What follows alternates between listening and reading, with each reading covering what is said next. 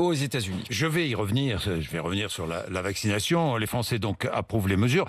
Pourtant, vous aviez boycotté le vote sur les nouvelles mesures au Sénat. Ah, on n'a pas boycotté le vote sur les nouvelles mesures. Vous n'avez pas voté les nouvelles mesures. On n'a pas participé au vote parce que le président de la République...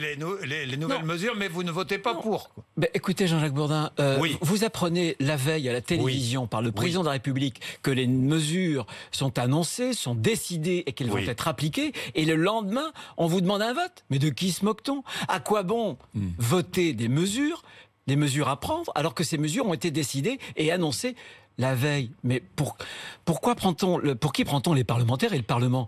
Voilà, c'est tout. Donc notre non-participation au vote, c'était pour dénoncer cette attitude d'une hyper-présidentialisation. Est-ce qu'il n'y a pas, sans vouloir m'immiscer dans le débat politique, est-ce qu'il n'y a pas de la part des responsables politiques de droite, de gauche ou d'ailleurs, qui sont dans l'opposition, une volonté sans arrêt de dire que tout va mal? Je recite ce que vous avez dit, c'était il y a 8 jours. Nous sommes en matière de vaccination au 51e rang mondial. Quand on se compare, on se désole. Or, c'est faux.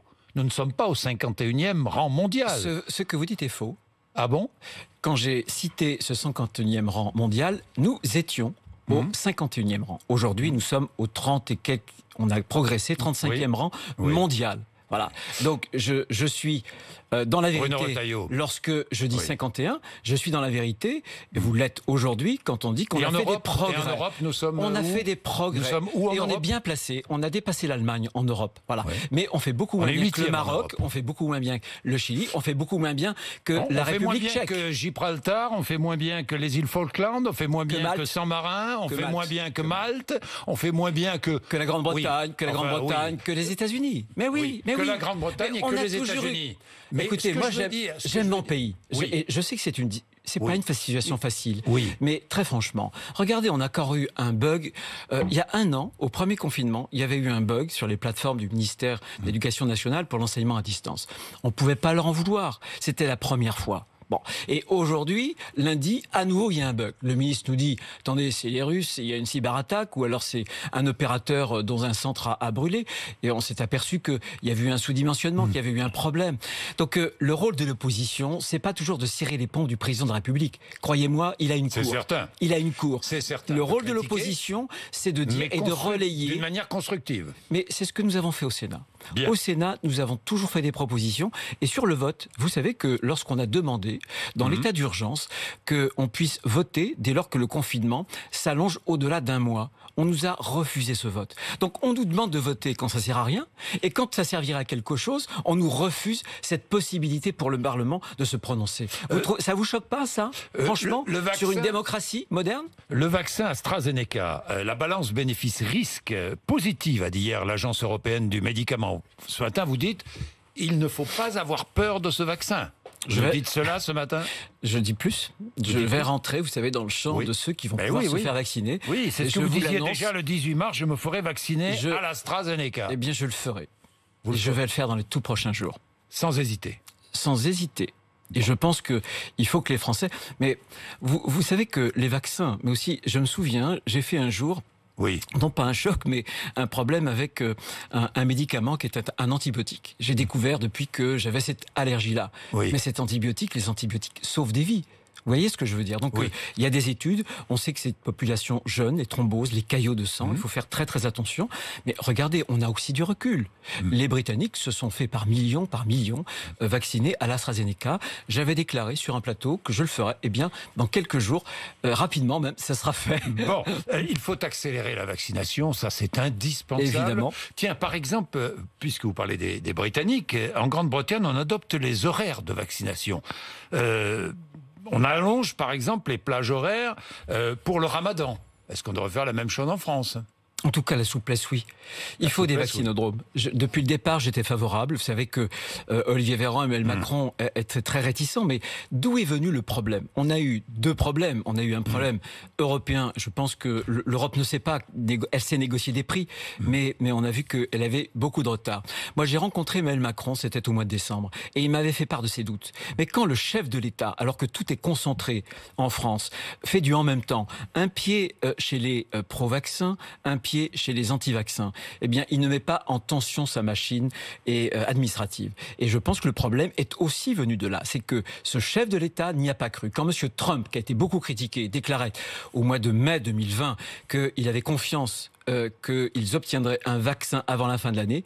Quelques heures, quelques jours après, Emmanuel Macron lui répondait « Personne de sérieux peut nous affirmer que... » Ah ben oui, mais il y a des chefs d'État qui l'ont cru et qui ont pris des risques. Et lui n'a pas pris le risque. Peut-être même a-t-il voulu mutualiser le risque avec l'Europe. Peut-être. Parce que c'est lui qui a beaucoup poussé à ce que ce soit l'Europe. Et je pense que l'Europe, elle n'est pas faite pour cela. Et on l'a vu. C'était une faute. La démonstration. C'était une faute. De confier les achats et la distribution des vaccins à l'Europe. En tout cas, ce qui était une faute, c'est de faire du en même temps en temps de crise. Ce que je veux dire aux Français qui nous écoutent, c'est que le en même temps en temps de crise, ça ne marche pas. Ça vous empêche de présider avec efficacité. Il faut se déterminer. C'est blanc ou c'est noir. C'est oui ou c'est non. On y va ou on n'y va pas. Mais quand on hésite, c'est toute la chaîne qui se griffe. Et c'est ce qui s'est passé en France. Il y en a un qui n'hésitait pas, c'était François Fillon. Vous le souteniez, François Fillon, et ardemment.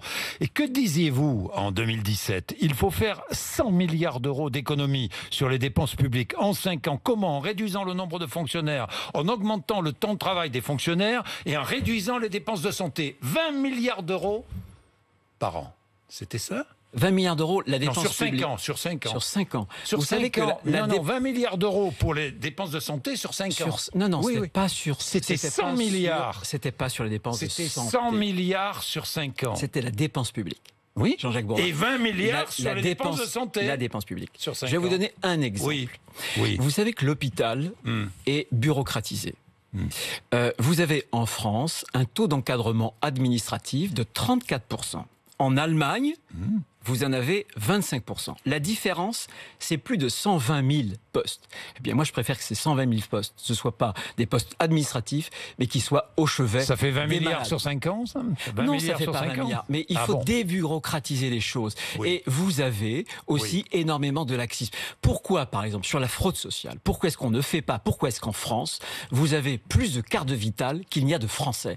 Pourquoi est-ce qu'on ne numérise pas ? On est quand même aujourd'hui au XXIe siècle. Eh bien, moi, je propose de numériser les cartes vitales pour arrêter les milliards à la fraude. On a le système le plus généreux vis-à-vis de l'immigration pour l'accès aux soins.